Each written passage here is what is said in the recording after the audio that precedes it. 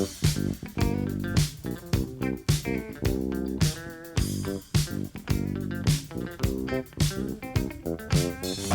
cookies. I love cookies. I love cookies. I love cookies.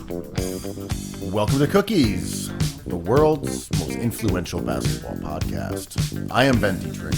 Jordan Rodelli is on vacation, but Andrew Kuo does not take days off. How are you, Andrew? Outstanding, man. We're heading towards the All-Star break. There's a break in the weather. It's like spring out there today in New York City. Everything is looking up. It's incredible. You are excited. It's would seem so. I have not heard you speak this fast. Are you caffeinated? I'm like 3 sips into a nice cup of tea.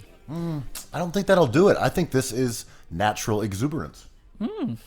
I like that. I think it's time for that. You know, everything's looking a little bit better COVID-wise. I heard Balthazar's reopening. It's like 50 degrees out there. There's reason to be optimistic. Do you go to Balthazar's for breakfast? Read the newspaper, get yourself a little croissant, some coffee. Is that part of your daily routine? Back in the day, I used to have a studio a few blocks south of Balthazar in Chinatown, and I would go up to have like breakfast maybe once a month. A lot of people say it's a thing. It's affordable. Like you can get out of there for like not that much money back in the day for breakfast, but it took too long. I've never lived close enough to it for it to be a breakfast routine. Mm-hmm. If I did, I might do it all the time. Yo, that bakery's crazy. The little adjacent like hallway they have where you can buy baguettes like Frank Ntilikina and walk away with a ton of bread. Everything there's delicious. If you can get some carbs in, first thing, pile them on. You are ready to be a power forward by like mid-morning. You could be a center by the evening.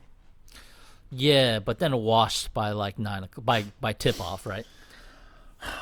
Yeah, maybe I will move to Manhattan and live close to Balthazar, and I'll just be that guy. I'll be the Balthazar breakfast boy. Did you see that article? I think it was Bloomberg. Everyone's been saying this, man. This is your chance to move to Manhattan for anybody who's ever thought of it because rents are so cheap. Do you actually think that's happening? Rents are down, but that's the story that gets planted by someone who's trying to get people to rent in Manhattan. Yeah. That's not a news story. Well, that's like it's a desperate plea. It's like Apple TV releasing a Billie Eilish documentary. It's like, oh, and check out her music too. Yeah, Bloomberg, who is heavily invested in Manhattan being the financial capital of the world, is saying, now is your chance. Come work for a scrappy little startup like Bloomberg. It is not that cheap in Manhattan still, but I guess if you were ever thinking about it, the reason I love these stories is I just really hope the people who think that we're going to go into like a golden age of fun New York, I hope they're right, obviously. I hope we don't go into a dark age of New York. So here's to that, I guess. People need to move to Manhattan for the Bacchanalia that starts on a week from today, basically, a week and a half, March 12th. Mm-hmm. The day when we get our tuxedos out, go to the gala because the clock is going forward and COVID is over.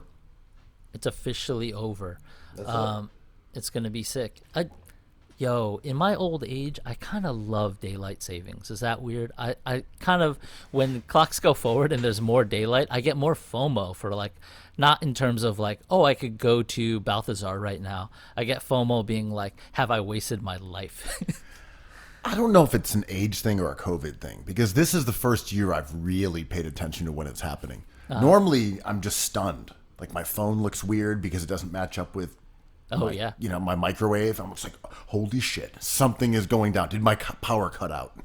Why is it so dark out? Why am I sleepy? Yeah. This year I've been very cognizant, but also because COVID happens to end on March 12th, So that's why I'm specifically kind of up to date. Have you been following this whole daylight savings thing for years? You mean, Have you been up on this? You've known this has been happening? yeah, and it's not about like everyone thought it was about farmers, right? I forget what it's about, but it's one of the dumber things we do, like trade a bunch of assets for veteran player names and turn our clocks back and forward. It has no function really. I think I always believe it has to do with farmers. Yeah, that was debunked, and I wish I knew what the real reason, but it wasn't quite the most obvious answer. So, but I enjoy the darkness now, not in a Knicks way. I'm not staring at candles, but like, Are you sure about that?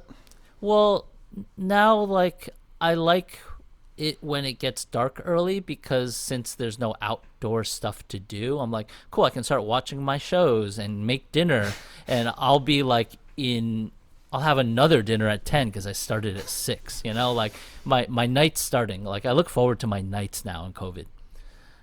All right, that was not the take I was expecting. Oh, what were you expecting? I mean, it's the fucking worst.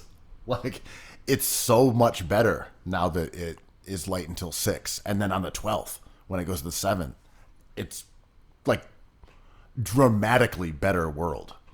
Oh, I think 1,000%. I think most people, and I definitely used to think that, but maybe what I'm thinking is like, I used to hate September because it meant like, it felt like going back to school.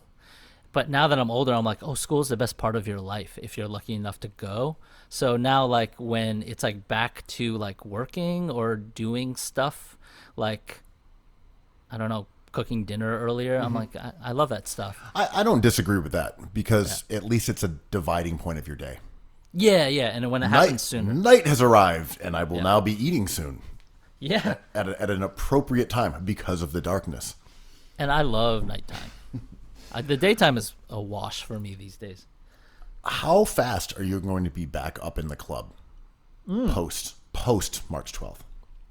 Or some other date when you are, say, vaccinated and things are open. Are you heading straight to the club? I'm heading straight for the club sandwich. The club, yes, I will be on that rave floor, man, raving my post-COVID ass off. Where are the clubs going to be? Is it still Ridgewood? Did Ridgewood kind of like hold steady during this whole thing? I don't really know what's been happening in Ridgewood and Brooklyn, or North Brooklyn, Bushwick, or Ridgewood, which is Queens. I don't really know what's been happening in that area at all. I have not been out there during COVID, other than when I was delivering food to hospitals for doctors. Being a great citizen, unlike those who fled upstate and then run for mayor. Sorry. But I actually do not know what the scene is out there whatsoever. Maybe it's house parties and rooftop parties every night. Fuck if I know. There's parties going on in Manhattan all the time. There have been this entire duration. So I would presume that there are available spaces that are going to be opening up temporarily just because people are looking for them. Yeah. Okay, this place has been closed. We don't know when we're going to actually reopen, so we're going to throw some pop-up parties here. They might be illegal. Like, that kind of stuff's happening. Oh, for sure. The places we can go to kind of buckled a little bit, China Chalet. God, I don't even know what clubs were happening even before COVID, but, the whole marquee kind of family kind of took a break. Did you hear that Jing Fong is closing their dining room? Have you ever been to a party there? Yeah. It's disappointing, but I don't blame them. This dining room, so it's a dim sum dining room on the second floor in Chinatown. I believe it's on Elizabeth Street. And it is huge. It's like the scene in The Shining, that endless party dining room or lobby, and it goes like 4 times longer. I just mentioned that because I've been to a few parties there that have been fun. Is that the one that has the escalator? Mm-hmm. Yeah. The giant escalator. There's like fundraisers there. There's weddings. You can rent it out for dance parties, all that stuff. They section it off depending on what you need. Last time I was there, I was with my Chinese uncle. That's right, from your in-laws side, right? Yep, from Hong Kong. Nice. Did they have any takes on the food? I'm just curious. That was his spot, Yeah. and he did all the ordering, and we did all the feasting. But that was the last time I was there. Yeah. So they closed that whole room. Yeah, and the union, workers' union, is trying to get it back up because it's like the room is big enough where there's hundreds and hundreds of jobs at stake. So it's hard to figure out how to sustain that. I don't know. It's a puzzle. It sounds like there needs to be help from someone else. But I used to go there. When you asked me if I go to Balthazar, if I went to Balthazar back in the day, I went to Jingfong, I think, like once a week when I had a studio near there in the morning. Speaking of clubbing, I haven't had any sort of major moments of reminiscing and being like, damn, I wish I was like up in the club. I wish I was in a big party. Until very recently. I was kind of just waking up in the morning and I was thinking about being in Paul's Baby Grand. Wow. Like with friends. It's a good spot. And being like, this is so cool. Look, all of my friends are here. And then I started imagining all the friends that I might see. And just like, oh, and of course, Andrew is there, of course. Oh, there's so-and-so. Oh, and look who's in the corner. Just imagining, like, bringing friends into this fantasy and just seeing friends everywhere throughout the room, family members. Yeah. I was like, oh, yeah. Yeah, that would be cool. It was very much Walter White, dying man's fantasy. Yeah. And who else is here? Oh, my high school sweetheart's here too. Look at her. She's on a couch dancing with a Jeroboam. What is that? Who is that old-timey director who made that ending famous? Was it like Godard or something, where you get to see all the characters in the movie at the end scene? They all applaud for the main character. I mean, that's literally the fantasy that I just had. Everyone just applauding Ben being back in the club. That was also the ending of your favorite movie, The Game. That was The Game. I think Celebrity, also the Woody Allen movie, ended like that. It's like one of my favorite ways. Did Big Fish, that movie with Ewan McGregor, did it end like that? I didn't see that, but I'm going to say yes to further this conversation.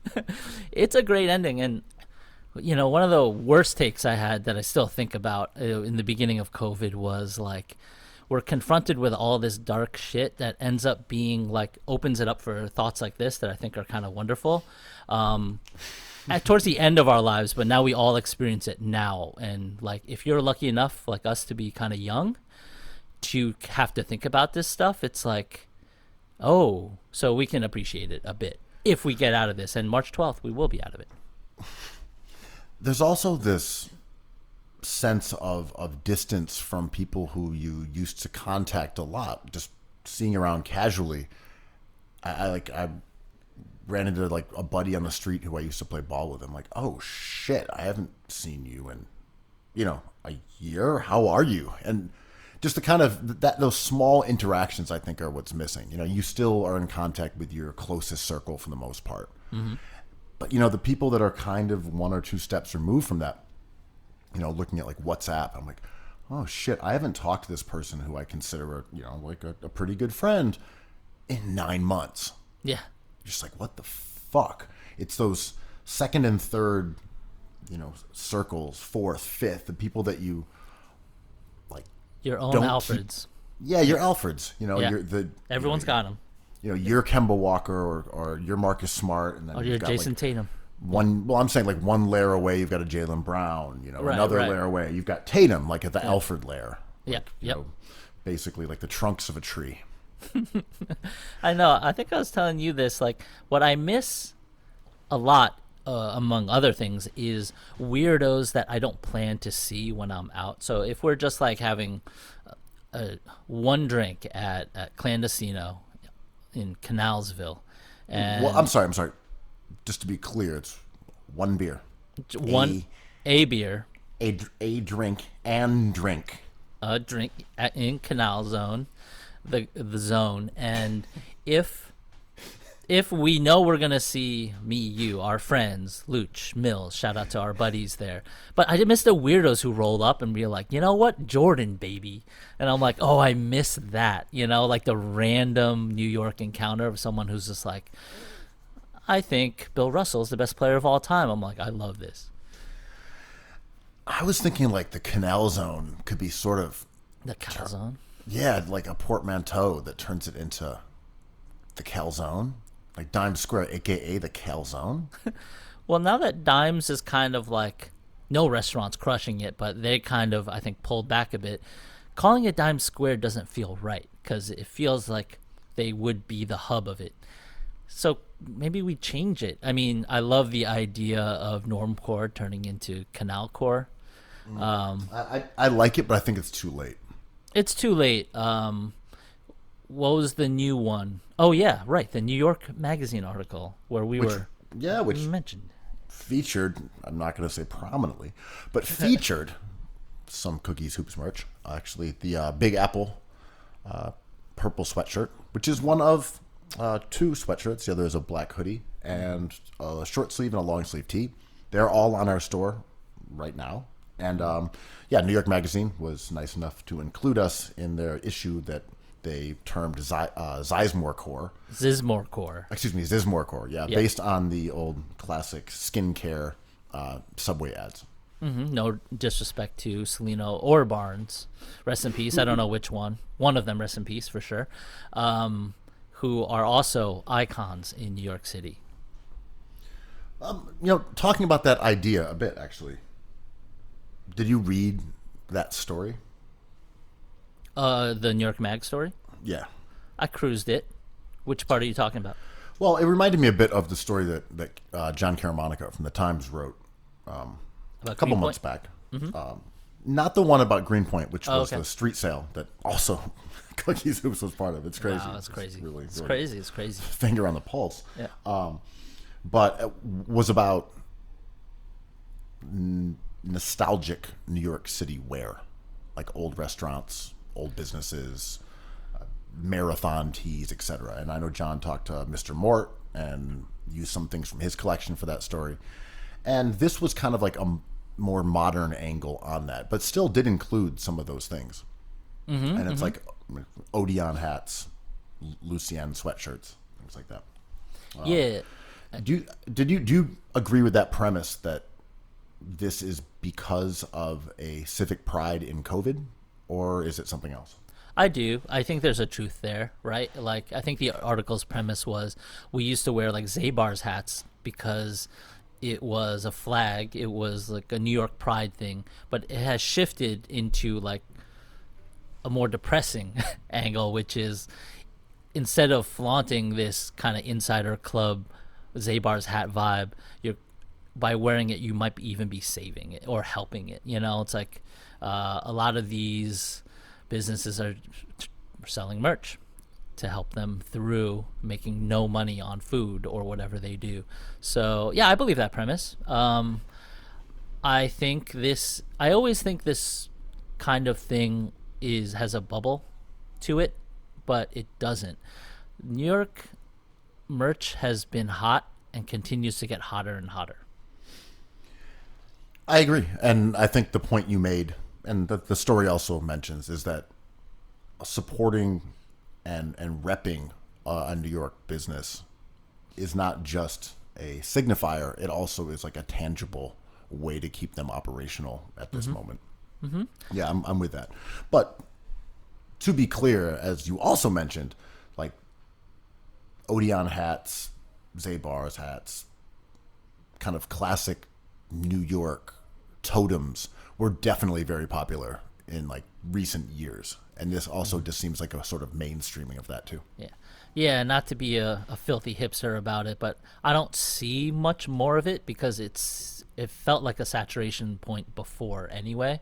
Mm-hmm. Also, I don't go out as much and people aren't flaunting stuff, but I do love every single song that name drops a city, so I love it when someone rolls up in a New York Magazine hat. Sure. Yeah. Except the New York Post, which is annoying now.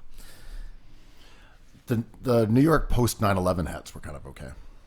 I mean, the New York Post identity is so awesome, but you can't really wear. Like, I was helping a buddy come up with a hat idea a few months ago, and he was like, "Could we like do something that's the back page of the Post? They have a cool flag." I'm like, "I don't think we can do that anymore after politics, right?"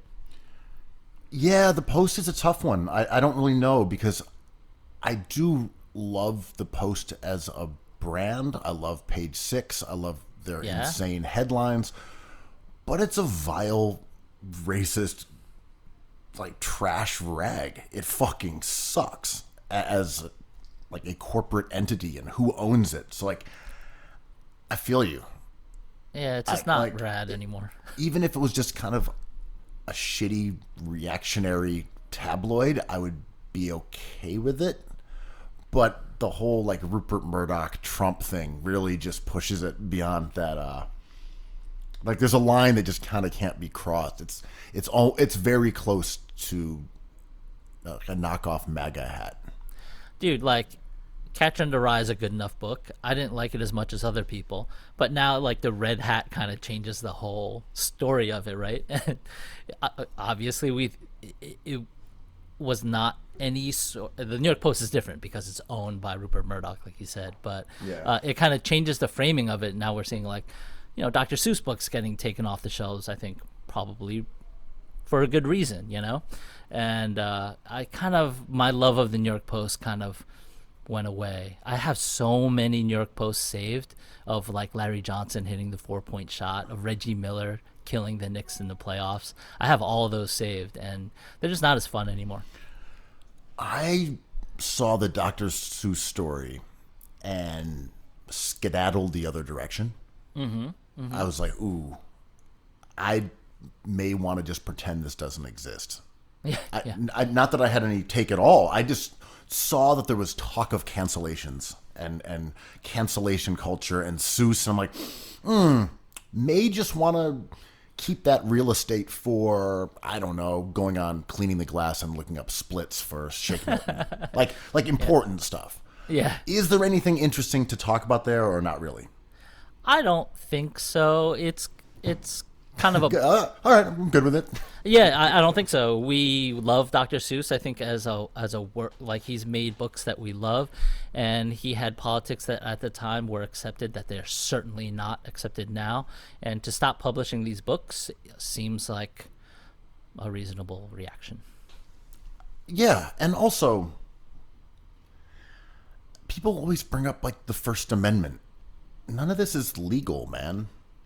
There's no law being passed. It's people deciding for business interests whether it makes sense to keep publishing things or for social interests. Like this is not Congress. This is not Congress. Yeah, chasing hypocrisy is endless. So like he had his freedom of expression and his publisher is not publishing. You can still get these books. Just, go out and find a second. eBay exists. I don't know. The voice is still out there, but the publisher decided not to publish it, which is also freedom of expression, right? Yeah, I mean, my understanding was that there are illustrations that show like stereotypical like images of black people, of Asian people. This was my entire understanding of it, and they made the decision not to publish some of those titles, and conservatives got furious.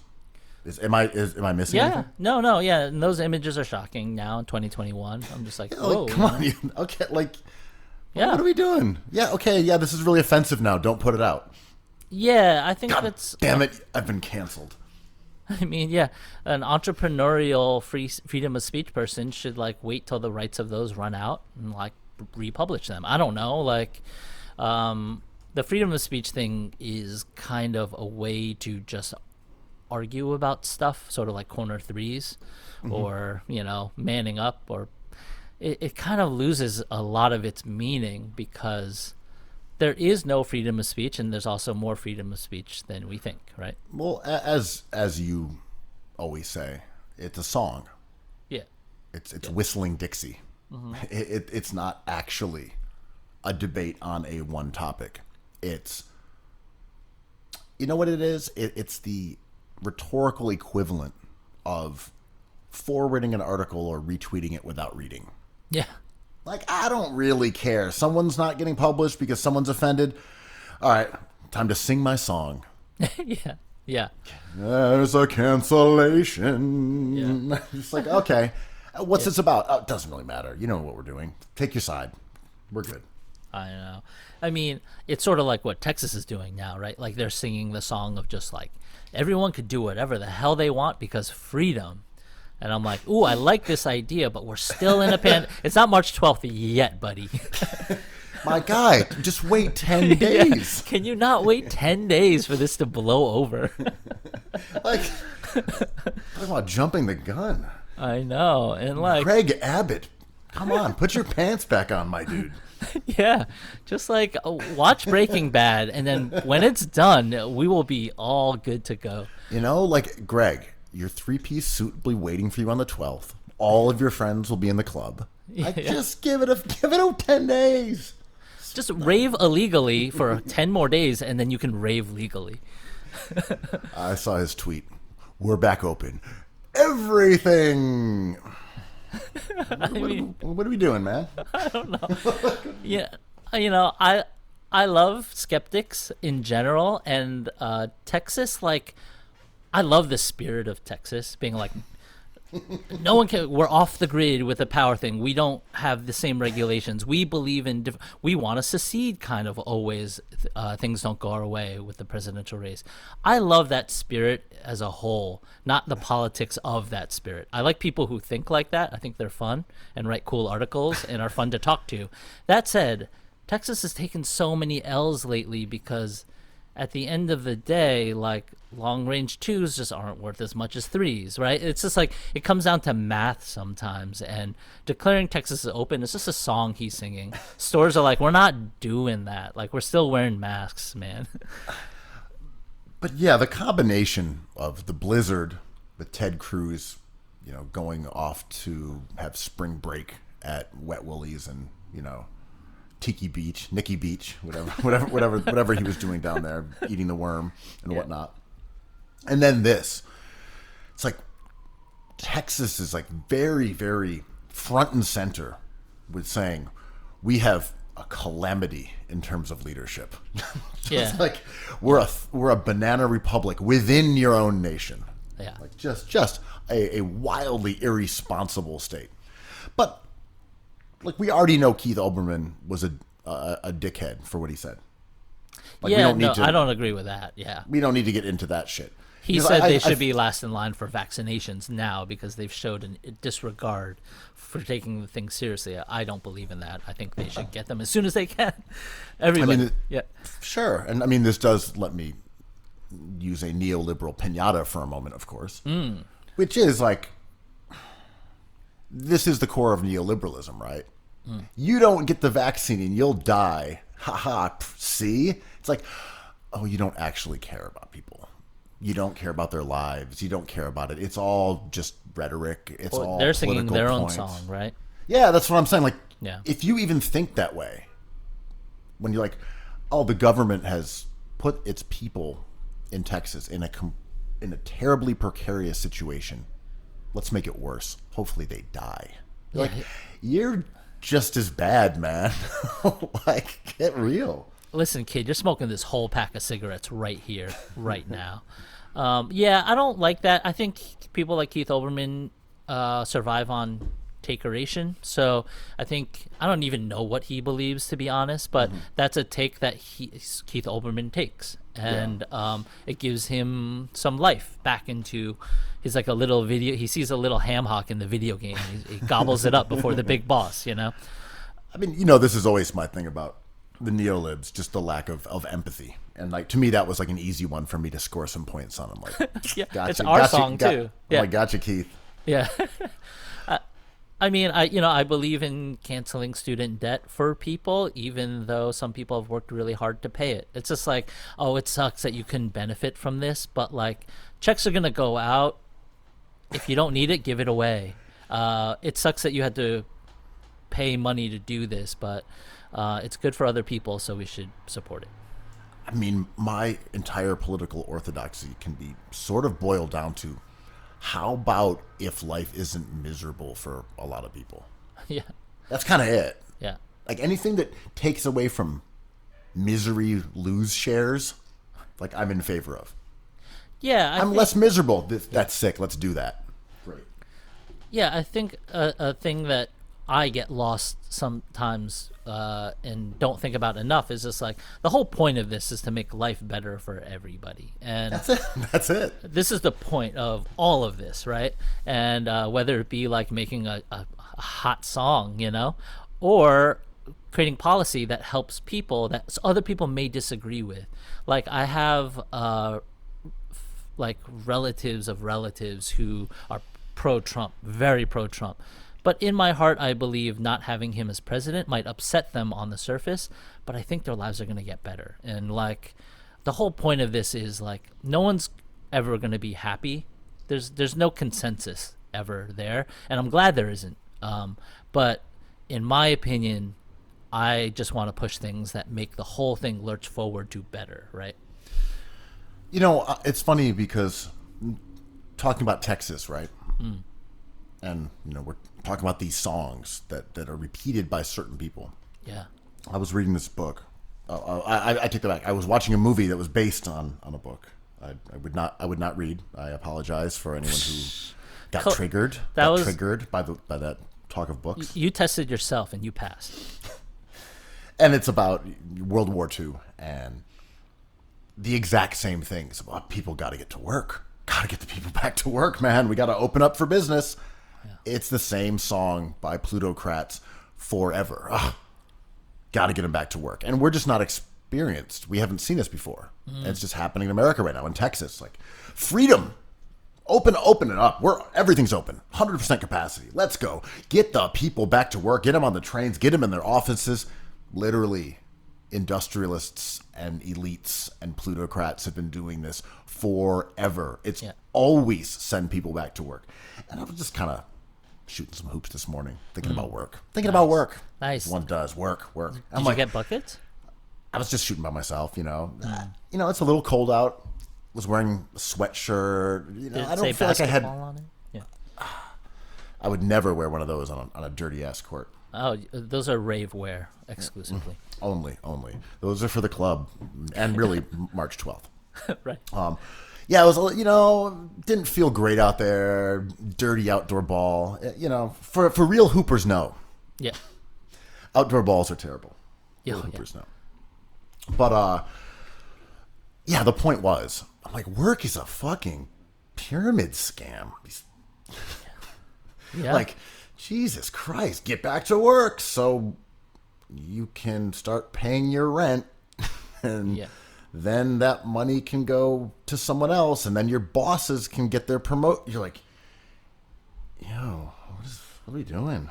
I know. Well, this is not any original thoughts. People have been thinking about these for all the time. But the Texas scenario specifically, and this book that I was definitely not reading, and me getting buckets, I just had this real genius moment of that work is a pyramid scam. Yeah. I mean, I really love a bunch of politicians. I'm not talking about one, but a bunch of politicians or lawmakers who are just like, things are going to change in our lifetimes like never changed before. And like the real question is, how are we going to be happy during this change? Surviving it is one thing. Creating wealth and spreading it around is another. But like, how are people going to be happy? And it's just like not working. I mean, no one in this next generation of politicians is talking about like work being the fulfilling life's goal and career, like a job done. That'll do, pig, right? From Babe. I think Babe's better life is if he wasn't a sheep herder and just like munched on apples all day, right? And there are people who are munching on apples and be like, Babe, you did such a great job herding those sheep. You're basically a dog, not Marcus Morris. But right. And to that exact same, I guess, allegory. Okay, you over here, you're going to get rich. You're going to love your job. You're going to be okay. You're not going to mind it. You'll put up with it. You're going to be poor as shit and you're going to hate your job. Yeah. All right, let's everyone assume your positions and live your lives. Yeah. Yeah. Can I not work 12 hours a day cleaning toilets? Sorry. That's what you do for your life. How are you going to learn what I learned if you don't do it? Yeah, I don't believe in practice. I think Iverson was right, even though Iverson wasn't talking about that. But He was always right. So Iverson is the logo in our souls, right? And I think there's a cruelty to making someone think that. And respect to people who work hard. Like I want to believe I work hard, and I think I'm making a mistake. But I think the new lawmakers who talk about, like, without using this word too much, empathy, like, go to the movies, get a babysitter. If you stay at home with your kid for 3 years, you should be paid for it and be able to buy something nice that isn't a 401k contribution or whatever. You could just buy something you want. I'm like, ooh, I like the sound of this, because worrying about working hard and money and the future, will gobble up your entire life. Well, I think, part of it came in with Reagan, and you could probably tie it to Goldwater or Nixon or whoever, but Reagan specifically, where empathy was viewed as weakness. Empathy was viewed as apologizing for people who were cheating the system and, taking advantage of the hardworking Americans out there. And I think that's really infected our policies as a nation, and even the way we discuss policy or discuss political issues. Just yesterday, I think Cori Bush, who's a freshman in the House of Representatives, I believe she's from St. Louis.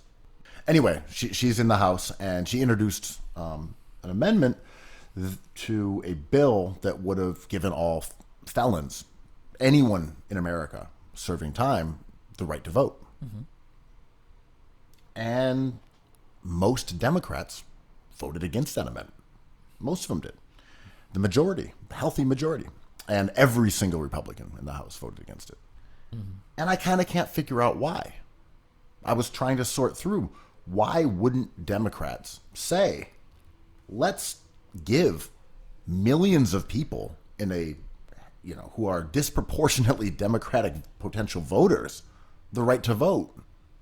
In addition, they would now be counted as voters either where they live initially before they were incarcerated, which would then give those areas more voting rights, more federal funding, or they would count in small towns where they are currently counted by the census, and they'd be able to vote in those areas, which could totally shift them politically. And the Dems are like, nah, I don't get it. I'm just kind of asking you to speculate, maybe. I just can't figure it out. My speculation when I saw that was, it takes a while for a tune to get catchy, right? And I think between special interest, the way we've always done it before, the fear of, like, the idea of criminality, all these things, like, make it the water tension has not been broken yet with this idea, and all it takes is like one thing, and then it'll pour over, right? And to your earlier point, I think it's interesting, just in a vacuum, thinking about the people who have been most affected by laws in this country not being able to affect the writings of these laws, and I think they should have they should have more incentive to talk about this than anybody, because they've been affected by laws. And assuming that they would just think one way, I think, is a bit much. I do think they should have absolutely all those rights to vote. But it's interesting to think of what punishment is, and being your freedom being taken away. And I think that is nothing to be underestimated. I think that is a really, really extreme, harsh punishment for in life, right? So taking someone's freedom away should be taken seriously. Does that mean the freedom to vote as well? To many people, probably yes, right? To me, no, because the freedom to vote is existential. Like, they can still breathe air, right? And they can still drink water. I agree. And that, to me, it's funny because People say, well, you know, you got to pay your debt to society. And okay, cool. They're paying their debt to society. Yeah. They're in jail. They're felons. They're paying their debt to society. They are doing that. They got caught for a crime that maybe they committed or maybe they didn't. They were convicted, maybe rightfully, maybe wrongly. Either way, whatever situation, they are literally in prison paying a debt to society for... like, what's the connection to voting? There's none. There's no connection to voting at all. Oh, well, a misdemeanor, yeah, you can vote. A felony, no, you can't. Oh, yes, as God ordained. A DWI, felony DWI, you can't vote. Yeah. You got caught for stealing a pack of gum, but you didn't have any priors, so you're okay. You can still vote. Get out of here. It's what you said. Your right as a citizen, as long as you are a citizen, is to vote. How is this complicated? Yeah. And however they want to say, well, they should be voting in their last known address. They should be voting where they were born. They should be voting where they're incarcerated. Whatever the fuck you want to do. Yeah. Like, why don't the Democrats just say, hey, look, you know how we've been, wringing our hands about the GOP rollbacks on voting laws in Georgia, how there's a wave of legislation being introduced by Republicans that's going to, disrupt the next election and permanently create a minority rule government by the GOP. Why would your response to that be to quibble? Yeah. Why not say every citizen universally gets the right to vote and it can never be taken away unless they renounce their citizenship? That's it. And now all these other laws, all these little arcane things that are being twisted and tied, it's just out of the picture. We don't argue bullshit. Just go big. Yeah. Well, that's sort of like how I think about drum and bass, right? Like, why isn't this? Sorry, that was perfect. That's one of your best moments on the sorry show. Sorry to cut you off. That was perfect pod. That was fun. That was just immaculate. Sorry. Yes. Go ahead. Drum and bass should be understood as the number one art form on earth. We should all be humming drum and bass anthems. LTJ, Bukum, Goldie, whatever. To me, that is like, oh, this is where music ends up. Drum and freaking bass. But it didn't really scratch the surface, right? And people were like, oh, we understand your point of view, but we're going to go back to Lil Baby, Taylor Swift, Bon Iver, right? I'm like, no, it's Square Pusher. Let's think about this. And I think a lot of memes and politics and ideas are like this to me, right? I talked about the surface tension without being like a bubble, because a bubble I think is misconstrued a lot, especially with we're talking about crypto so much these days. I don't know what bubble, if that idea works as well, but when you pour a glass of water and there's that surface tension and the water's higher than the rim of the glass. Oh, a good meniscus, yeah. It's incredible, right? You're just like, what the fuck? But then as soon as you put your finger on it, it pours over. I fucking love science. But that's how I feel about ideas like this, right? It'll take a few lawmakers to be like, hey, this is called a UBI. And everyone's like, get the hell out of here. But eventually the water will pour over and be like, well, it's called a UBI. We get $1,400, But I think you're totally right. I'm just jumping in to tell you that you're right. Because the surface tension on an idea, like universal voting, that is not new. People have been saying this. Right. But we haven't necessarily had it be a subject of debate. We haven't had AOC and Cori Bush and other members of the squad, other Democrats out there voting for it publicly and saying, hey, wait a minute. This is an idea whose time has come. Mm-hmm. Yeah. And this isn't something fringy. And there was some Democrat from the South was like, that's going too far. And you look at it, you're like, we're done with you. That's old man talk. As you said, that was the conventional way of thinking about reinstating or giving felons the right to vote. It was even controversial when they came out of jail or out of prison, and we've changed the way that's done. But even looking at this, you're like, No, this is the idea, and now here's where we go from this point forward. Like, that's the only answer. No Listen, half measures, no quibbling, no mealy mouth bullshit. This is it. Every single person gets to vote. Doesn't matter what they did. Who cares? What about the Unabomber? Don't care. Unabomber gets one vote. He gets one vote. Yeah. Like, if politicians want to court the Unabomber vote, fucking go for it. yeah, go for it. That's your audience, man. I got the Unabomber base of one.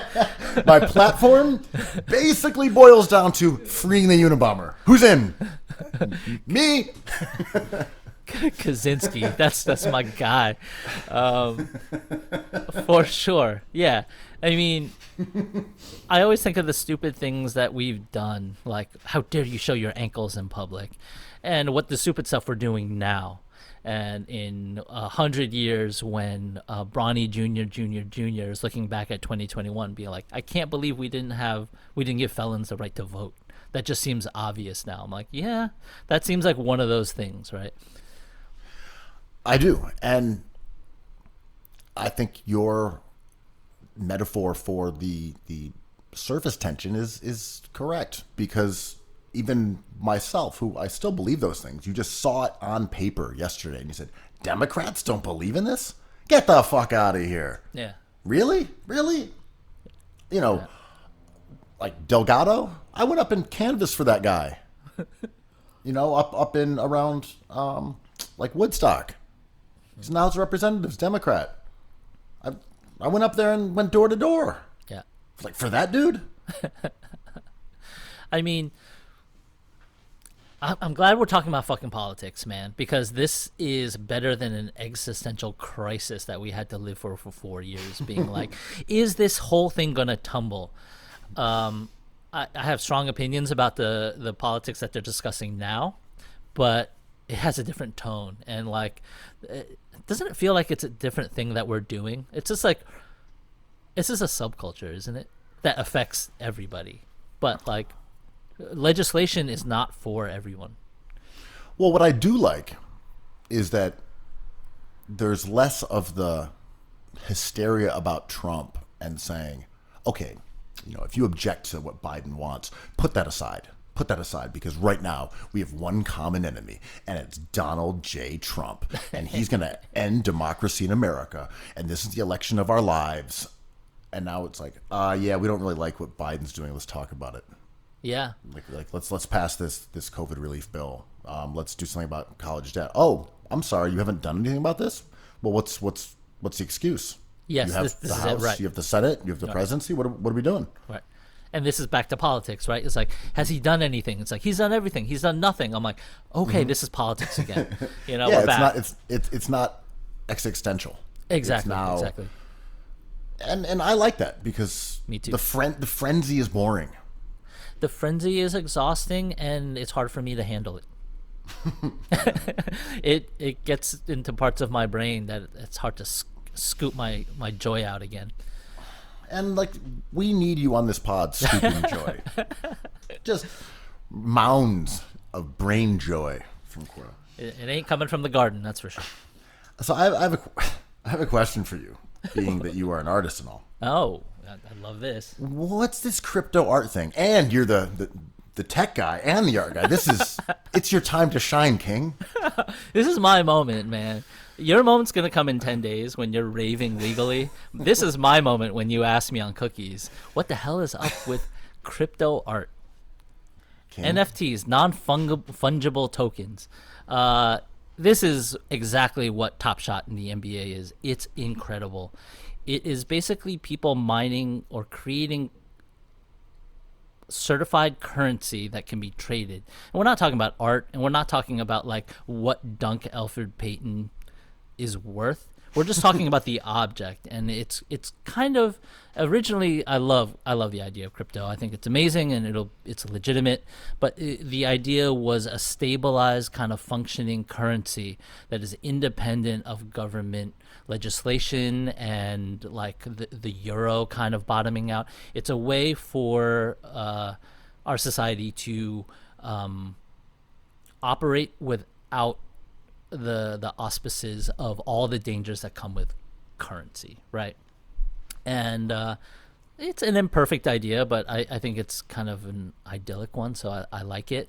And this art thing, people are just like, it looks as if people are just selling gifts and like 2010 ass artworks, JPEGs, and certifying them as one of a kind and trading them as real artworks. And your girl Grimes was just made $8 million, and I believe Ethereum. There's a lot of chaos here because Ethereum is a roller coaster in itself. So if you buy an artwork, that 8 million is going to change day to day. But I think it's awesome, and this is the way we've always done it. But having it being virtual is another step, and I am all for selling a Zion Williamson jam for $50,000 if someone wants to buy it. I mean, on one hand, the idea of inventing monetary value for things that are not money themselves and then treating them as currency is, just kind of an element of late stage capitalism, Sure. but it's also Just stock. Yeah, that's what I was going to say. It's just stock trading. It's just Yeah. straight capitalism. Like, I'm buying this because I think it will go up in value, even though it has no inherent value to me as an object, as you said. Yeah. It's, a pass from Jordan Clarkson. And you're like, I watched it twice. That was cool. Do I have the rights to sell this to someone? No. It's just a speculative entity. And That if they all go up, this will be worth proportionately more. yeah. I mean, the argument, I think, which is not the fun argument, is when people say, oh, but I could just download or take a photo of Starry Night, and how can you own Starry Night? I'm like, well, the person who owns that Edward Munch knows you have a copy of it on your phone, in a book, whatever, but he owns the thing. So it's different. We're arguing about the wrong thing. What I think the fun thing, or the interesting, or maybe even dangerous thing, is why is a Gerhard Richter painting worth a house that he just made last week? Because there's demand, right? And that's the answer. He saw this problem in his own market and created all these smaller works to sell for less, trying to flood it, being like, everyone can have a Gerhard Richter for less money, because less money. Like, I would never be able to afford a small Gerhard Richter. But what happened was those small works became a unique artwork in response to his previous artwork, and now those are extremely valuable. It's like this mechanism, this machine kind of operates not with a foot in like ethics, but in a foot in just like the way a machine works, right? Like the way a nut and bolt is stronger than a nail. And we can argue about like the ethics of nails over nuts and bolts, but I don't want to drive over a bridge that's made out of nails. Me neither. Nope. But so on the other hand, I can't remember where I saw this take, and I'm just stealing it, or at least appropriating it. Was that there was a point though that especially millennials don't necessarily have a path to becoming wealthy enough to, say, buy a house without these sort of speculative currencies. That might be true. That it just doesn't work. The math is not there like it was for boomers. Especially just not with there. COVID. Just not there. Yeah. And you look at a house and you compare a house to like this same kind of idea. Mm-hmm. Why the fuck does a house cost $500,000? It There's is no crazy. reason. Yeah. Go back and look at what they cost. They've gone up 8 times or something since like 1960. Mm-hmm. Like just outrageous property cost inflation. Mm-hmm.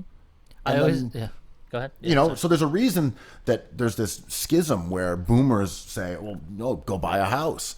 And millennials and younger people are like, but how? How would I do that? So I think there is an appeal to Bitcoin, Ethereum, and even Top Shot or digital art to say, here's a way I can invest that's not putting it into, T-bills and earning this modest amount that won't let me buy a house, won't let me actually get rich. So I think there's an element of that in there, which I kind of understand. And I think that's an end product of something that isn't like even meant to be a talking point. Like, I don't think anyone wanted student debt to destroy an entire generation, and there's various ways to parse that, but it happened, and we should accept it as a problem that we have to solve now. I did not want to overcook the bucatine, but it's overcooked, so I'm going to add extra butter to make it better to eat, right? And I agree with that idea, your point that this is a way for a generation who understands this world to flex and to have an opportunity for something. And people who don't understand it aren't saying they should not have an opportunity for this, but they're just saying this is illegitimate because I'm Shaquille O'Neal and you got to man up instead of, switching off of a post. And the effect of what this is different than the intention of the criticism.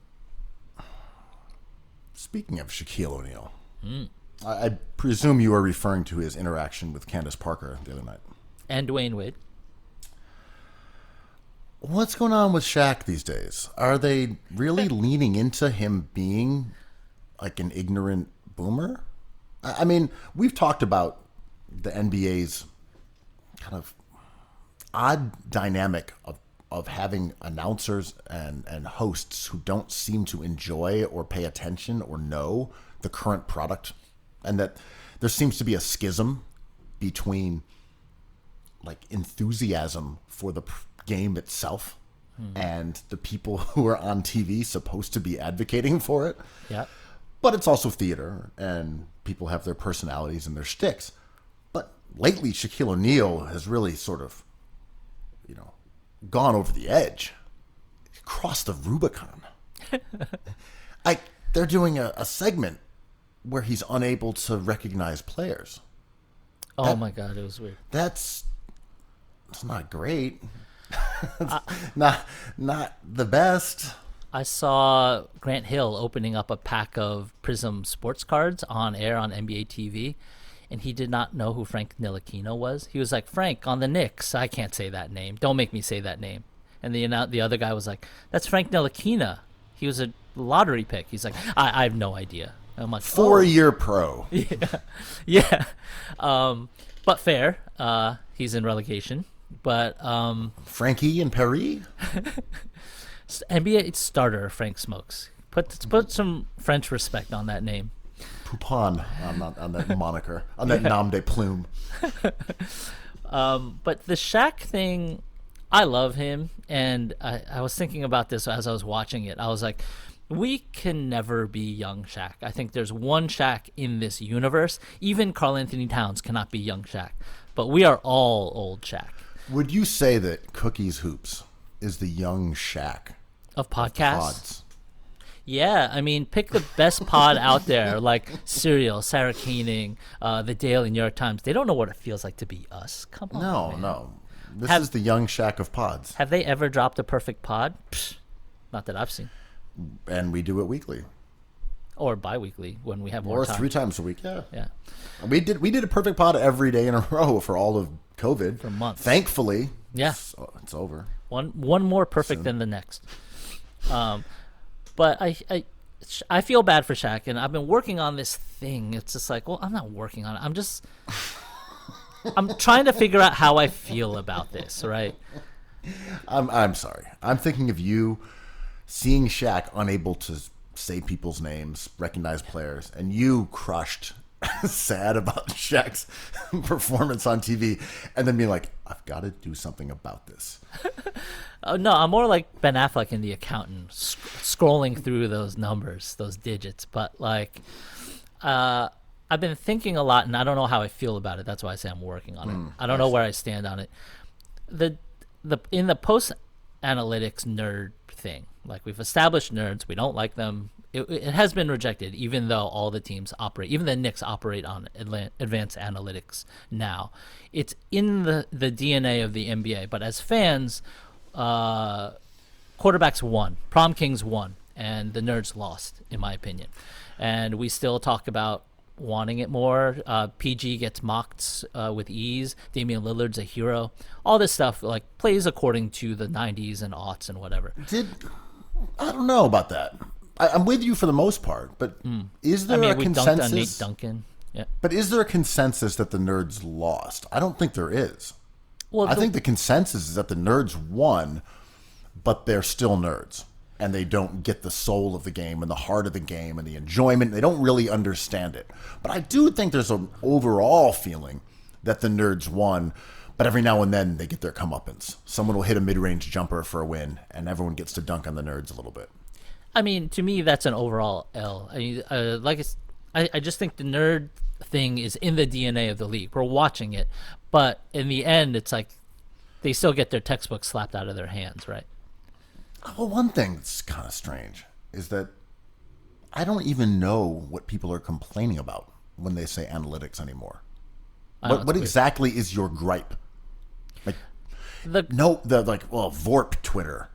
No one fucking talks about VORP or PER or BPM or PIPM or RPM. No one talks about that shit all the time. Every now and then we'll bring it up, say on our show, and we're open to all those kind of ideas. We'll mention them in passing, but that's not part of the typical debate on Twitter or on any other, social media or in public or on TV. No one's mentioning those stats. Never. They are never mentioned. Yeah. Like, it's a straw man just to prove that you're not a dork. Because otherwise, what are we talking about? Like, specifically, when someone says, nerds, what is it? What's bothering you, my man?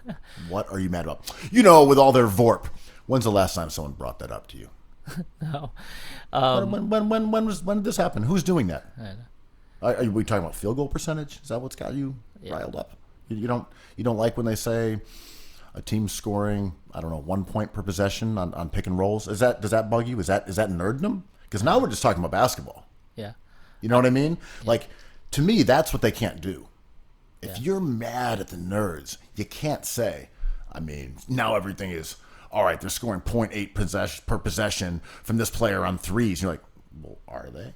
Yeah. Is that right? Are you saying that's incorrect? Yeah. I mean, well, actually, I don't know.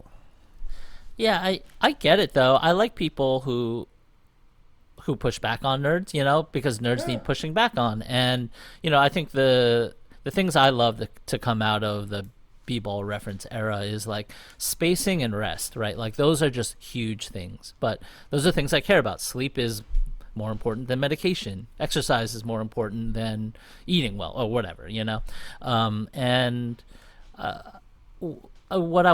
my original thing that I was trying to figure out myself, or quote unquote working on, is like the magnification of everything. There is a potential there for everything. And even before, like, MAGA's not a thing that was created 4 years before Trump, before shock jocks, before it exists in the back of our heads with everything. Do you mean just like tribalism? Do you mean extremism? It could be a combination of all that. Like, I'm pretty Shaquille O'Neal about reading books, but I may change. Hopefully I will, Are you young Shaq? No, I'm old Shaq. I'm old Shaq about reading books. Got it. Yes. Until I grow to be 6'6", and then I will be young Shaq about reading books in the bar. That's happening after the 12th as well. Yeah, you haven't seen me for a few months, but I've grown in the off season. Chloe's fucking huge. And he's reading books. He gained a lot of weight? No, dude, he's 6'7".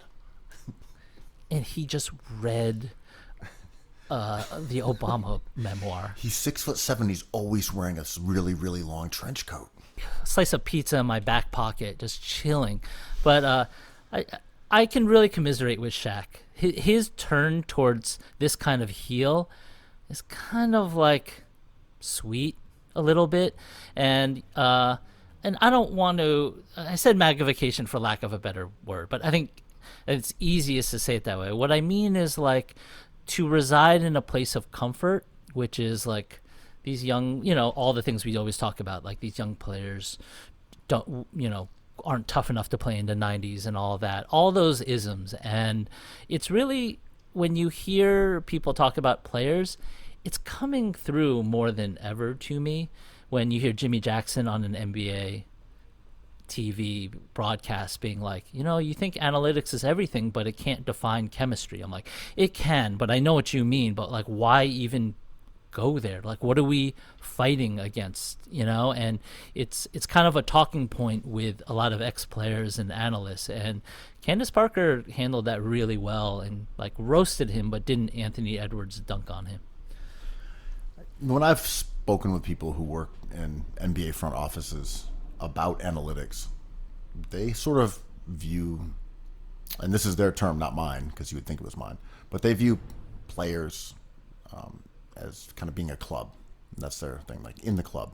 It's guys who are players now, guys who were former players. Like Clubhouse app, or we're talking about One Oak? No, as in like Elks Club. Nice. As in they are part of a fraternity. For sure. They are people who were the best in the world at the sport. They have lived this.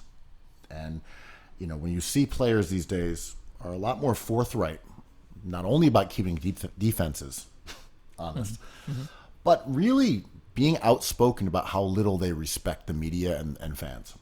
And I think that's fascinating. And this ties in with the idea of being in the club, is that players in the NBA do understand this game on a completely different way than we do, than the average media member does, than the average fan does. A completely different way. They sit around watching film all day. They practice. They run plays. And then we sit there and say, this dude sucks because he went 1 of 4 from 3. I'm like, what the fuck are you telling me about my job? Pandemic P. How are you telling me about my job? Like, I do this for a living at the highest possible plateau, and some schmuck is telling me that I'm a sucker because I missed a jumper? Yeah. So I get this. But it's interesting to see the hostility actually bubbling to the surface. And there's that video I remember of Sean Marion talking about Steve Nash and the Phoenix Suns. He was speaking with Raja Bell, his former teammate in Phoenix. And just being really outspoken about people don't know shit. Yeah. People don't know shit. And it's a different tone these days, and I like it. But it also creates an interesting dynamic of credentialization, for lack of a better word, where you're saying, okay, you want to talk about basketball, but do you know this play? Have you ever been on the court? And you're like, but now we're getting to the thing where... It's non-fungible. Does every restaurant critic need to be a Michelin chef? Does every film critic need to have put out an Oscar-nominated film? And you start running into these ideas of credentialism that are kind of limiting, where anyone who's supposed to talk about any format is supposed to be one kind of person. And this is Blue Check Twitter. This is kind of what we talk about, angry mobs. And and this thing is bigger than just hoops. But it's interesting when someone like Shaq last night on TNT says something like, forget all this switching in modern basketball. Why can't these centers just man up?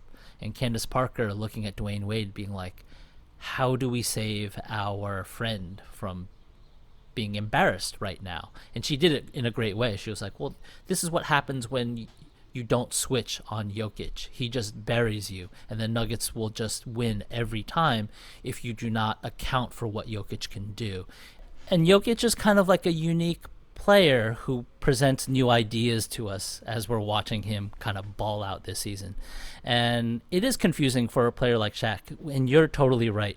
He knows more about basketball than anybody will ever know. If you're not part of this club, you just don't know, right? But you're allowed to... Shaq is a weird one, though, because he's also intellectually lazy when it comes to this, and he's also doing a shtick. So... Yeah. But I don't believe that he actually... being confused... Shaq's been out of the NBA for, 15 years? And he clearly doesn't keep up on it. He didn't know who Christian Wood was. I mean, these are just things, right? So I don't think it's like knowledge necessarily if he's a casual. He doesn't believe big men are effective doing what Jokic does. But that doesn't mean he doesn't know everything about being a big man. I credit Shaq with, like, I'd love to just listen to him talk on a podcast. And it wouldn't be a perfect pod for sure, but just him talk about like what he does on different scenarios and different possessions, defensively, offensively, all that stuff. And it would blow my damn mind, I'm sure, and probably feel a little antiquated in 2021. I was going to say, one thing about Shaq that's only specific to him is that they actually changed the rules to make him less effective. I know, yeah. And consequently have made it more difficult for players to follow in his footsteps. You know, when Joel Embiid is posting up, teams are hedging and waiting to go double when he gets the ball. With Shaq, they weren't allowed to. You know, the illegal defense rule let Shaq catch the ball by himself before a double team. So in all that talk about Shaq getting doubled, he was able to be by himself, basically get really close to the rim, muscle his way in there, get the ball, and then have guys running at him. Were there people around him? Sure. But Shaq wasn't doubled by multiple people 10, 12 feet away from the basket like Joel Embiid is every single game. And that's just a difference in the rules. Yeah. And even it can even be simpler than that, right? Like Shaq could just say to you, hey, I knew I was bigger than Mutombo, who was a defensive force, and I could just go through him. There's a genius there that like doesn't sound like genius, but he lived this experience, right? And to see it through his eyes is kind of a mind melter. I think you're nailing it with the idea. It's a lived experience. Players say, "I lived this. How are you telling me about my own life when you haven't lived it?" And I understand that there's a sense of resentment that comes with that. For sure, right? And people aren't mad at nerds. People are mad at people saying that they're wrong. So when I say like Bucatini's everywhere, and some insufferable nerd is like, actually, there's a shortage, I'd be like, I'm not angry at the Bucatini shortage. I'm angry that I feel like I didn't know what I was talking about. Bucatini is still kind of a rarity, I gotta say. We have been mocked incessantly by our friends, sending us pictures of delicious bucatine that they've purchased with ease. It's humiliating, man. They are Candace Parker, and we are late Shaq. Speaking of, I don't know. Speaking of the Knicks, didn't we even speak of them? The fourth place Knicks, still in fifth place. Where are we standing? 6-6 now. Anyway, the playoff bound Knicks. Yeah. There was a rumor that Coach Thibs, early front runner for Coach of the Year, is perhaps trying to recruit his former Timberwolf center, big man, Karl Anthony Towns, over into the orange and blue. I don't know what that trade would look like. Not at all. Right? Yeah. Like, I get why there's rumors. Thibodeau did indeed used to coach Karl Anthony Towns, and Karl Anthony Towns did go to Kentucky, and he is really good. Languishing on a horrible team that cannot seem to figure it out. Has gotten a lot of criticism. Seems to be, for many reasons, understandable reasons, an unhappy guy. So, like, maybe a change is in the future for him. All this is like, it lines up, right? Doesn't really pass the sniff test in terms of why the Timberwolves would ever possibly do that trade. The Timberwolves have had a blessing of draft picks and superstars pass through their team, like Jimmy Butler. And they are maybe the most lost franchise in the NBA. I don't see a reason for them to deal the one thing that they hit on, which is Karl Anthony Towns. He has defensive weaknesses, but he's a bona fide all-NBA player. Like, you just don't move those guys. I don't know why the Rockets just folded on James Harden, but anyway, you don't trade all-NBA players. And the Knicks don't have what it takes. Like, Towns is 31, 33, 36 left on his contract, so that's very appealing. Control. 3 years, though. I mean, that's appealing for the Knicks, I think, because you can trade and retain him. Well, I mean, there's no incentive for the Timberwolves to trade him now at all. Absolutely, right? Like it's their guy. And I think these rumors, This just sounds like this is just talk, right? I think so, but there's been, as soon as Leon Rose took over and declared that, Worldwide West is the Kentucky Whisperer, was going to work with him, and they were going to try to recruit a specific pool of players, which is Devin Booker, Karl Anthony Towns. Those are the first two players named. I'm like, cool. That's a point of view that I wouldn't have thought of, but finally the Knicks have a point of view, and hiring Tibbs kind of put fuel into that fire, right? Because Tibbs was his coach in Minnesota. So Tibbs is just kind of on par with this idea. It's like, it feels like a conspiracy theory a little bit. Like, are the Knicks going to get Malik Monk, like another Kentucky guy? Right. I also view this as a bit of an acknowledgement that the Knicks' success, as fun as it may be, they still don't have a real star. That you look at this roster and you say, I'm excited about how quickly he looks. Randall, all-star. But you don't look at this lineup and say, they've got their guy. No. They don't have a LeBron. They don't have a Kawhi. They don't have a Giannis. They don't have an Embiid. They don't have a Kyrie. They don't have a Durant. They don't have anyone who you would say is a top 20 player in the NBA or even has the potential to be one. None. I mean, IQ, best case scenario, is he a top 40 player in the NBA? Maybe. I think best case scenario, he's a little bit better than that. I think he could be like in the mention of Sixth Man of the Year, that kind of thing, like late Lou Williams, not right. Williams. Yes, I agree, and I like him. I'm just saying, realistically speaking, there's no one in this roster that appears due to become an actual star. And with all due respect to Randall, who's having a good year, he's like a marginal star. Marginal. And this is a high tier. Like, Halliburton is not going to be this kind of star either. But in order to rebuild, you need, there's a lot out there. But Simmons and Embiid, right? Like, Hinkie's whole thing was, we're going to, if you suffer through losses, be patient, because we're trying to do a thing, which is identify two superstars. And they did. The Knicks have not. And that's bad luck. They could have had Zion or John Morant. But they have R.J. Barrett, who's okay, he's a top 100 player, maybe. Yeah, and I mean, the Knicks have always shied away from that, saying we're going to be really bad. And they have been really bad on occasion, but almost always they've been, like, very bad. Yeah. Not really fucking bad. Just bad. Very bad.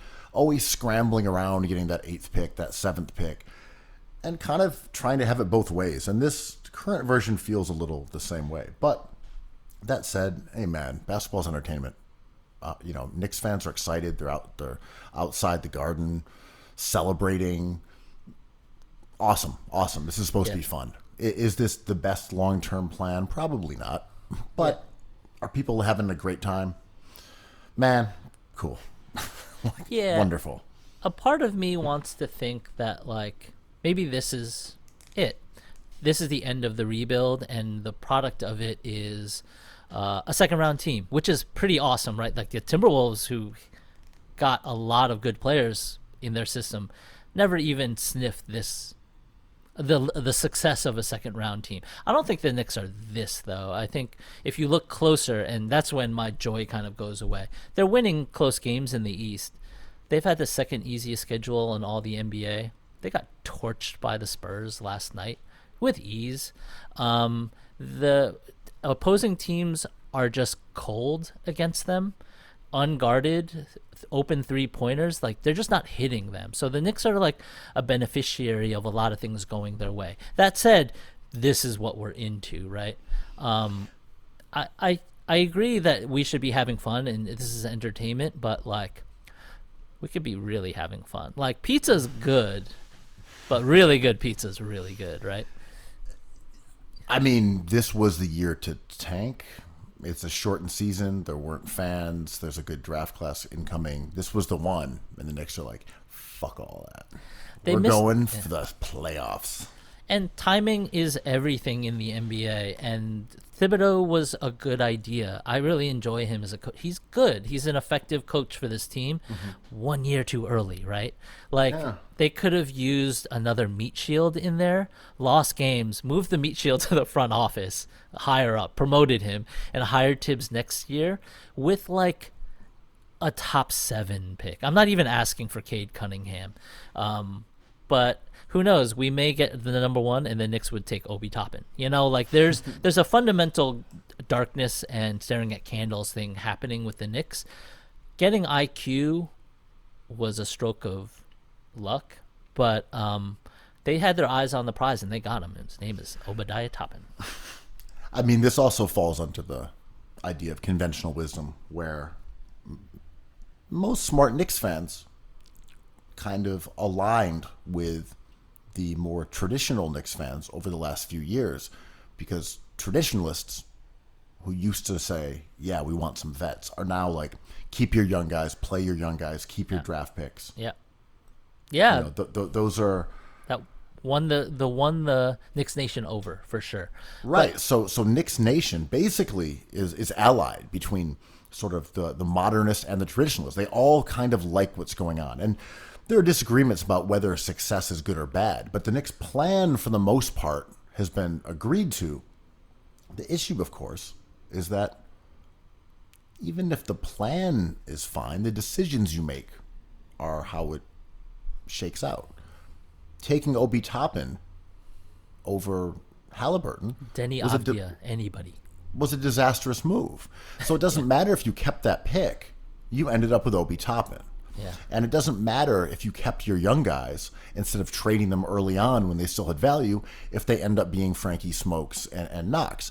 Look, I like Frankie Smokes. He's a great starter. Oui. But both of those guys had value early on that they don't have now. And the Knicks held them too long. They held their cards until no one wanted them. They held that pick, and then they took Obi Toppin. So, like, yes, theoretically, they were doing smart things. But overall, they weren't. See, I think it's the opposite. You know, I'm just saying, when you take conventional wisdom, which the Knicks did, that doesn't necessarily mean it'll work. Yeah, I think I've always stood by the idea that every team in the NBA is a year and a half to 2 years away from turning it around. All you have to do is start doing smart things. And what I mean turning around is like have hope, collect players that are good, all this stuff, you know, to make a team watchable, you know, trailblazers good. But I think the Knicks did everything right overall, but did wrong things. And I would not have traded Knox or Smokes. I think there was an inherent low value when they drafted them. So selling them low, I thought, for those two would have been a mistake, and I kind of want them to re-sign them. I think selling R.J. Barrett high now is the move to make. I think moving R.J. Barrett immediately is the one. Could be. Yeah, but my point is just that once you start subscribing to conventional wisdom and there isn't an inherent edge to your strategy, then it just comes down to, are you able to make better decisions than your rivals, than your competitors? And in the Knicks case, they certainly have not. Or you got to get just lucky. Saying, hold your young guys. Yeah, I agree. Luck is a huge part of it. But just like, hold young guys, keep open cap space. These aren't inventive strategies. No, These aren't they're some tried and true. new approach. It's what everyone does. But remember that we just saw the Lakers do all the dumbest things possible, and they won a championship. Or a bubble championship, right? But the one difference with the Lakers was that they actually got high picks. Oh, right. But then they moved them for stuff that didn't... They undervalued those high picks, is what I meant. Across the board. Even like the minutia of like Mo Wagner or like Zubac, you know? Like those are just bungled assets that were valuable. Mm-hmm. They got lucky because LeBron James wanted to go home and he took his buddy with him, and they're unbeatable together. 100%. The Lakers totally botched that, and LeBron saved them. There's no question about it whatsoever. But, you know, that's Lakers exceptionalism that maybe the Knicks should have, but they don't. No. You know, Brooklyn may have that a bit now, Yeah. where they're able to get people to play there for nothing because they have Kyrie and they have Durant and now they have Harden. If we've talked about how you weren't sure if you would have wanted Durant and Kyrie. You're like, I don't know, man. Coming off an Achilles, Kyrie's, a little in the wind, and now it's like, well, that also got them Harden. Yeah, I still stand by that though. Like, this is amazing. We're watching an incredible team, probably the best team in the NBA, to be honest. Even with defense, it's getting better. But what that original thought was just like, in the end, what are we looking for? Like the friends we made along the way, or a championship? And this is where I get boomery. I'm like, well, you do this to get a ring. A lot could go wrong still. This still seems very ideally Knicksian. This is something James Dolan wants to do. I want it to work because then it'll prove that it works. And I love these three superstars quite a bit. But there's a lot to be seen so far. Like, they've just started gelling, right? I mean, Brooklyn, the issue with them is, can they acquire talent through the buyout market at the deadline and get, a defensive presence inside that's better than DeAndre Jordan, or at least playable? I mean, they have Sean Marks. He's a good GM. They still have Spencer Dinwiddie. They can do things. Like, they might be able to make some moves and add someone of value. I think. Yeah. I mean, the buyout market. I think I would put my money on the Nets winning the title this year. They have three guys who are all playing really well, and three of the best offensive players in the league. Good front office, and they have a couple chips left to move to get the right pieces. They're going to be a tough out. Mm-hmm. And just being league average defensively is going to change the whole dynamic of their probability of winning, right? I wouldn't bet against them either. I think if we saw either of the LA teams beat them, we wouldn't be surprised, but maybe a little bit more than the other way around. The buyout market's going to be very busy because every team is waiting for this market, and there's not enough inventory to go around, right? I agree. And just briefly with Sixers talk, there's a lot of discussion about, Lowry maybe going there, which I think it's a trick. It's a trap. It's obviously a Ujiri trap. Genius. Right. It's a total trap to get, Sixers fans riled up and a hue and cry to bring Lowry home. It's such an obvious trap. It's a win-win. We give him what he wants, and you get what you want. Just give me this and that. Just want to do Lowry a solid, Me, Masai Ujiri, one of the most cutthroat GMs. I just want to help this guy out, who coincidentally I may not want to start in the playoffs or play 30-some minutes a game because he's mid-30s. And I'd like to get some assets back. Get out of here. Get out of here. Don't it's such even a clear look at trap. this hip-hop legend, Fred VanVleet, and baby Kobe, Norman Powell. Just don't look in this general direction. Look, a contender like you, big man. I mean, I just want Lowry over here. Why would he even be on our scrappy organization that just beat the Sixers and then beat Milwaukee twice? Why? And they're the best NBA defense over the last month. Why would they play here? Why? Go that team like Philadelphia now. That's where a king like Lowry belongs. I respect your team and organization so much that sending him to you is a reward for him and me. Literally, just give me max whatever. He did that a day after Nick Nurse was like, "We'd love to see the Sixers in the playoffs. We're not scared of them at all, and we can shut down Joel Embiid." Yeah. Like literally the next day. Oh shucks. It's so funny. I think all these GMs should be this like base level dad joke crafty. Like, he's saying this with a wink, right? But then you have teams like sitting Drummond and Love being like, we're going to sit these guys until we can trade them. And like, well, why would we want to give anything to you? If you don't even want them, we're just going to wait. Yeah, I mean, it's insane. I mean, the Draymond's comments about that I thought were completely on point. Yeah. The idea that Harden's a villain for going behind the scenes and asking for trade, which was announced by the Rockets people. Harden didn't go public. And He didn't do anything. He may have said it to like his agent, and his agent may have said it to the organization. It was the Rockets to put that information out in the public. yeah, and the And first Harden gets slammed. And then meanwhile, as you said, the Cavs are like, you know what? Excuse me, Pistons. Why don't you guys just not play? But also, Yeah, what? as Draymond pointed out, stay in shape, be professional, be cool, but just don't play basketball it's like this simple poker thing of because we don't want you yeah, on our team. A team saying like, "Well, this player's untouchable. We think Julius Randle is our future. He's available." You know, it's just like this simple bluff that every team does. Like, of course the Knicks are on the table to buy. Dolan's like, "Yeah, you can buy me $10 billion." It's like everything can be moved for the right price, but like it's a simple stuff. And I think of someone like Harden, who you mentioned, like the criticism of him going to the club being like the BMM saying, is our game okay? Is the NBA going to be okay after this? Harden's having like an MVP run with the Nets, and people forgot about all that. Our league is going to be even better. You know, like that's the answer. But just quickly for Sixers loyalists, Yeah. you know, the Lowry talk I'm not really in on.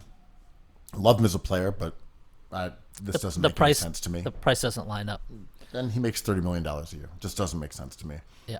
I mean, you know, looking at this team, you know, my long-standing theory about Ben and Joe and what separates them from, you know, third-tier stars like the Tatums or Jaylen Browns or whatever, is that you don't have to put much around them. They're that good. They do all the hard stuff. So I've always thought Ben, Joe, and 3 James Ennises would be very, very tough to beat. That doesn't mean they have the ideal amount of ball handling or they're perfect in all these different ways. But that would be enough to beat most teams. You can maybe win a chip with Ben, Joe, and 3 Ennises. And I had never really looked at how true that was in terms of how Ben and Joe helped their teammates until the other day. Because I was looking at their roster, and their bench sucks. Just, you know, poor play across the board. I was like, you know, Thibault's not shooting very well, but we know that's the case. But these other guys, like Korkmaz, overall numbers for the season, pretty shitty. Same deal with Shake Milton, kind of disappointing. Hasn't been that good. You know, Mike Scott, you look at them all. When you take those guys and you look at their numbers when they're on the court with Ben and Joe, all of a sudden they're great. At least from a scoring perspective. They're fantastic. They all score as well as Seth Curry when they're out there with Ben and Joe. And you realize Seth Curry's success is because his minutes are locked to Ben and Joe. These other guys are part of bench units screwing around with Dwight Howard and Tobias Harris and, you know, Maxey. They don't have Ben and Joe on the court with them all the time. So if you're a Philly fan, this should be good news. Because when it comes to the playoffs, When the game you're slows getting- down. I'm sorry. Yeah. oh no, I'm saying when Ben and Joe are on the court for 36 to 40 minutes a game, all these guys who you think suck will be okay. Because they'll have Ben and Joe on the court with them. Yeah. Korkmaz, great with Ben and Joe. Shake Milton, fantastic with Ben and Joe. Mike Scott, great with Ben and Joe. So all this to say, the Sixers' needs are kind of like, how do you take that other 8 to 12 minutes when Ben and Joe aren't on the court? And how do you make those passable?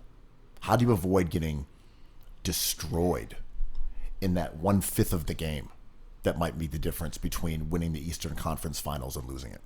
And That's what it should be focused on. That's it. And I've always thought this way about LeBron teams, and we kind of saw it with the Lakers last year. And I agree with you. Instead of adding Lowry, even without a salary cap, you're almost as good adding Ennis 2, Ennis 3, and Ennis 4 because you got your guys, and Tobias is there too. LeBron James almost reduces good players into role players and Anthony Davis because of the nature of a possession, right? And I think if you call something like a Ewing theory, that's just a great way to brand something we've all kind of understood forever, which is like the gamble you take is Ben or Joe or AD or LeBron, like pulling up with an ankle and then missing a series and losing the series. Yeah. But what we all know is then you turn to the next one online and be like, dude, Shake Milton, drop 30, you know? Right. So my thing is, would Zach LaVine be an upgrade over Seth Curry? And say, sure, no doubt. He's a better player. But it might reduce him to Seth Curry. Like the gravity pulls him down, right? And this is where I'm going with that, right? Yeah. Because if you look at how well the Sixers offense works in their starting unit, which is a closed circuit, as a group, it's fantastic. On average, it's about what Zach LaVine does personally. So if you put Zach LaVine into that lineup and you say, okay, you're getting Danny Green's shots, done. Where do his other 10 shots come from? Yeah. They come from Joe. They come from Ben. They come from Tobias. They come from Seth. And then all of a sudden you're wondering, how much does Zach LaVine raise the overall scoring punch of that group? And you're like, it's really hard for him to raise it significantly because his shots are coming away from Joel Embiid. His shots are coming away from guys who are great scorers and in good roles, as you said. So, yes, there's a tangible value to improvement, to bench lineups, to having a higher ceiling maybe, in better shot making in the playoffs against better opponents. Yeah. I hear all that, but it's not that easy. You might just add a stretch 5 who can play with Ben Simmons, clean up some bench minutes, and be good to go. A doofus? You might just want a doofus. Yep. I agree. I think in a lot of situations, including basketball, stars and scrubs is almost ideal. Depth is great. I mean, if you could put Zach LaVine happily on the bench, amazing. Go for it, right? I'm saying perfect world, sure. Swap him out for Curry. He's an improvement. He's a better player, blah, blah, blah. I'm saying at the cost of acquiring him, what he could actually bring to that starting lineup in your biggest moments may not be a huge plus. It might be a little uptick that you might be able to get collectively from just a 3-and-D guy who costs almost nothing, from an Ennis that you can put on the court instead of Seth Curry, who can knock down a late 3 but also play a little defense. Yeah. That might actually raise your ceiling for that group because LaVine's not a good defender. Yeah. That's part of this. Yeah, and I think when teams look like the Lakers and the Sixers, I think players like Denny Avdia or a gamer legend Gordon Hayward show their value, right? Players who don't necessarily, Draymond Green is prototypical. Players who are multitaskers and who can extrapolate plays on the fly and not have to do the Zach LaVine thing, which is like showtime, right? They can see how to make their teammates better, and they themselves are great players too. But this talent, this LaMelo Ball, Lonzo Ball talent, exists in a player like James Ennis. And I'm not just saying like you should add Seth Curry number 2. That would be in the wrong move. But a player you're saying with Ennis, it's that he serves a very specific role. He's one of these kinds of players that can glue things together, right? The glue player. Right. Yes. Plays multiple positions. I get it. Even though he's not a basketball genius or like a ball handler, he fills in the cracks in a very specific way. I think that's a good way of terming it. Yeah, you don't want Duncan Robinson on this team. You want James Ennis specifically. I mean, Robinson would be great, but again, he's a role player. Yeah, he's a role player, and like what it would take to get someone like him isn't a lot, but like you have Seth Curry. If Seth Curry was a bit taller, sort of like myself, he would read books and like be a better version of himself.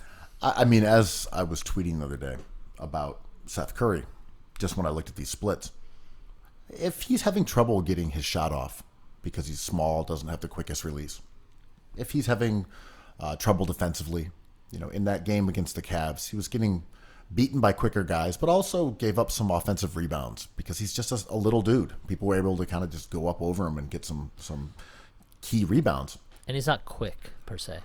No, but my thing was looking at those splits, you can take him out. and you can put in Furkan and Shake, and you will not skip a beat offensively. They are just as good as Curry when they play with Ben and Joe, which was shocking to me. Shocking, because my perception has been that Curry has been killing it, and those guys have sucked. But he's playing 6 times more minutes with their 2 superstars than other dudes. He's being used as a role player in the correct role. Those other guys are role players who are being asked to do more than they're capable of. Yeah, I mean, I think the challenge for the Sixers as a Sixers tourist is just making sure Joe is peaking at the right time, and I think resting him might be a good idea. Making sure Ben Simmons is rested, because as long as you have those two, you can play a tight series versus the Nets. Yeah, I'm enough about the Sixers. I'm content with them. They're fine. I think it'd be amazing if Daryl Morey pulled off some wild shit.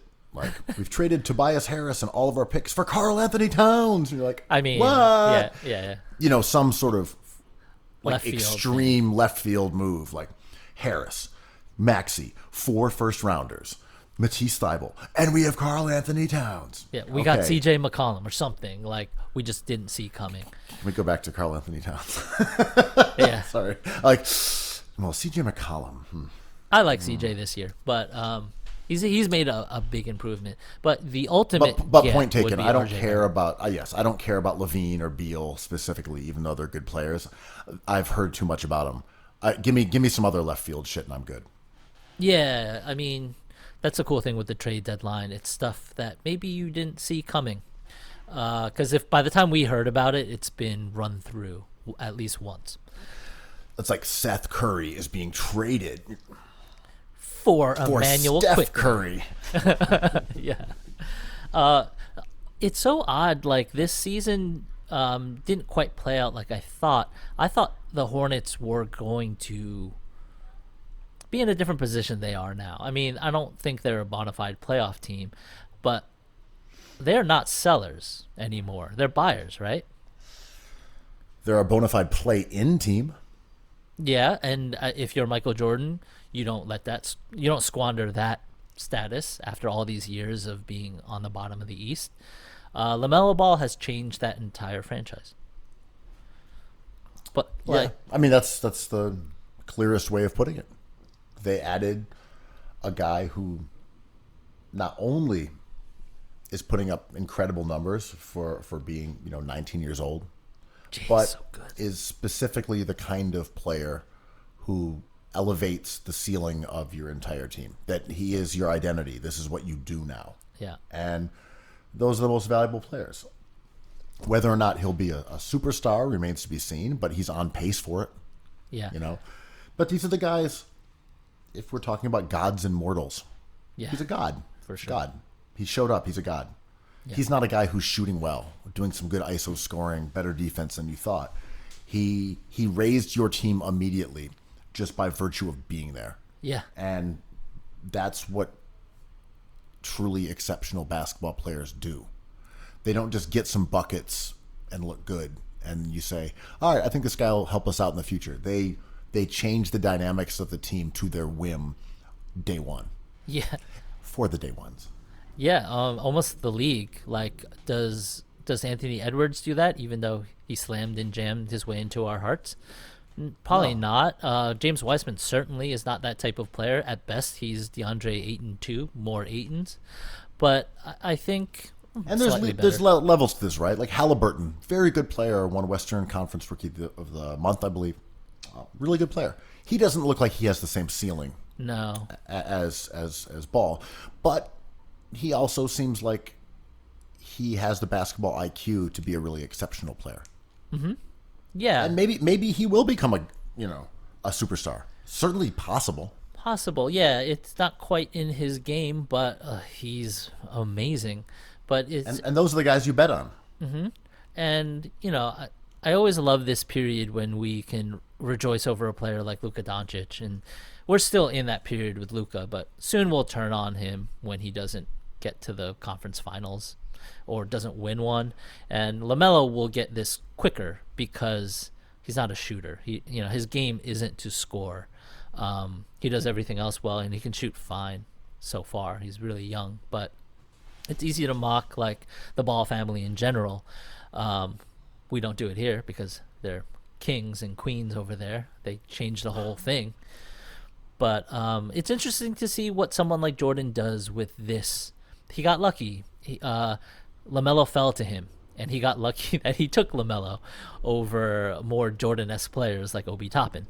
But I wonder what they're going to do with this, and it's going to be hilarious. Next episode, I want to talk about how LeVar Ball did this. Next episode, let's talk about this. I want to know, how did two basketball geniuses at two number 3 picks come out of his family? Let's talk about that next. Oh, I thought you were going to make a Ghostface joke. I'm like, coming out of what? Shaolin. Perfect. But let's talk about that, because this pod was perfect. We're just going to set up the perfect pod for the next one. Yep. Cookies!